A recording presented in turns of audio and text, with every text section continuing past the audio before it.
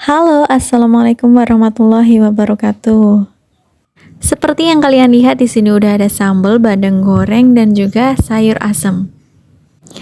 Ya, kali ini Mbak Cici akan berbagi video tutorial memasak sayur asem, bandeng goreng, dan juga sambal terasi.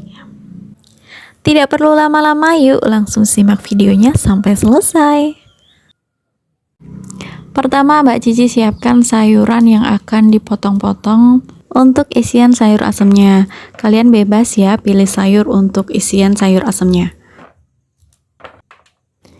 Untuk isiannya di sini Mbak Cici pakai kacang panjang, kacang koro, jagung manis, terong, dan juga timun kerai. Nah, ini dia timun kerainya. Kalau di tempat kalian tidak ada, bisa diganti dengan yang lain.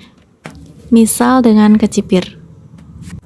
Potong-potong sesuai selera ya. Di sini Mbak Cici pakai timun kerainya 5 biji. Setelah itu Mbak Cici potong-potong terongnya. Kita kupas-kupas dulu ya kulitnya. Setelah kita kupas kulitnya, kita potong terongnya menjadi kotak-kotak kecil seperti yang ada di video atau sesuai selera kalian masing-masing. Nah, ini dia kacang koronya, kita bersihkan juga seperti yang Mbak Cici lakukan di video. Nah, ini dia jagung manisnya, kita bersihkan dulu kulitnya, rambut-rambutnya, kemudian potong menjadi 4 atau 5 bagian.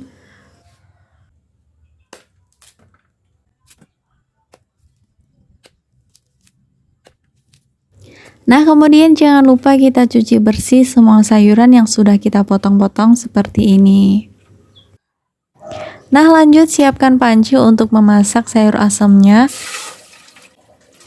Di sini Mbak Cici pakai airnya 6 gelas. Nah, kalau sudah siap tinggal menunggu airnya mendidih, sementara itu kita haluskan bumbu untuk sayur asemnya. Ada cabai keriting, kita potek-potek menjadi lebih kecil supaya lebih mudah untuk menghaluskan. Kemudian masukkan cabai rawitnya. Di sini Mbak Cici juga pakai kemiri. Kalau kalian nggak suka atau nggak ada bisa di skip. Kemudian beri sedikit terasi, garam, dan siap untuk dihaluskan.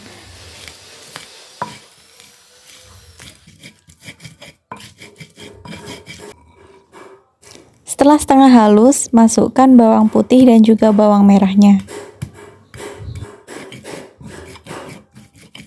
Lanjut diulek-ulek aja sampai bumbunya benar-benar halus. Terakhir laosnya jangan lupa digeprek dulu ya sebelum dimasukkan ke dalam air untuk memasak sayur asemnya.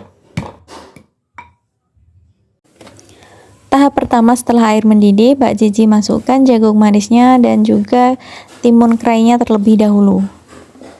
Tutup panci supaya lebih cepat untuk mendidih, kemudian setelah mendidih masukkan terong. Tutup dan buka setelah mendidih, lanjut masukkan kacang koronya. Aduk-aduk sebentar, tutup dan buka kembali setelah mendidih dan bisa dimasukkan bumbu halusnya. Di sini sayurannya sudah setengah matang ya.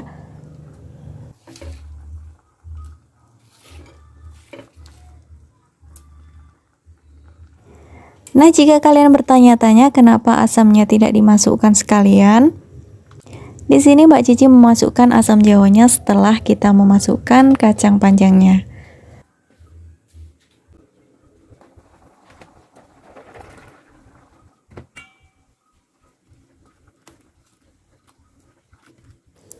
Setelah kacang panjangnya masuk, kita masukkan garam, gula, dan juga terakhir asam jawanya. Di sini Mbak Cici pancing asam jawanya menggunakan air panas dari rebusan sayurnya. Diaduk-aduk kemudian masukkan sekaligus dengan bijinya. Jika kalian ingin memakai saripati dari asam jawanya juga boleh ya.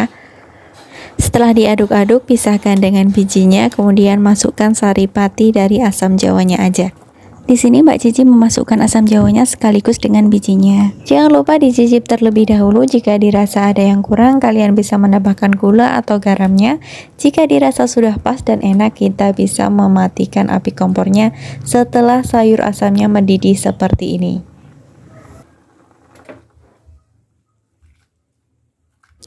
Lanjut, Mbak Cici akan menggoreng ikan bandengnya. Di sini marinasinya bumbunya pakai ketumbar bubuk dan juga garam. Biasanya Mbak Cici juga pakai kunyit bubuk untuk tambahan bumbu marinasi dari ikan bandengnya. Tapi karena Mbak Cici cari-cari kunyit bubuknya ternyata udah habis, jadi terpaksa Mbak Cici pakai ketumbar bubuk dan juga garam aja. Jika ada jeruk nipis, kalian juga bisa memotongnya, kemudian peraskan di atas ikan bandengnya supaya saat matang dari penggorengan tidak terlalu bau amis.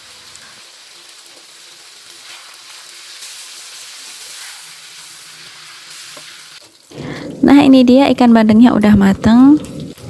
Gunakan sisa minyaknya untuk menggoreng bahan sambal.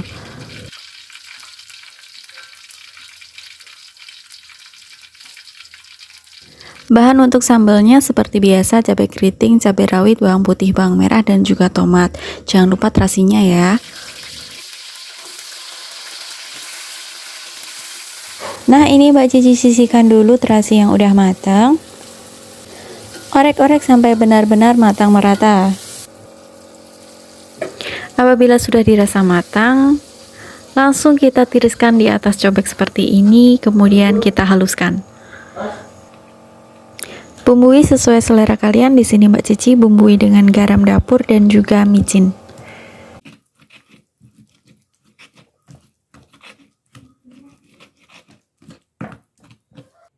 Nah, setelah semua prosesnya sudah selesai, Mbak Cici pindahkan sayur asemnya di wadah mangkok yang lebih kecil seperti ini.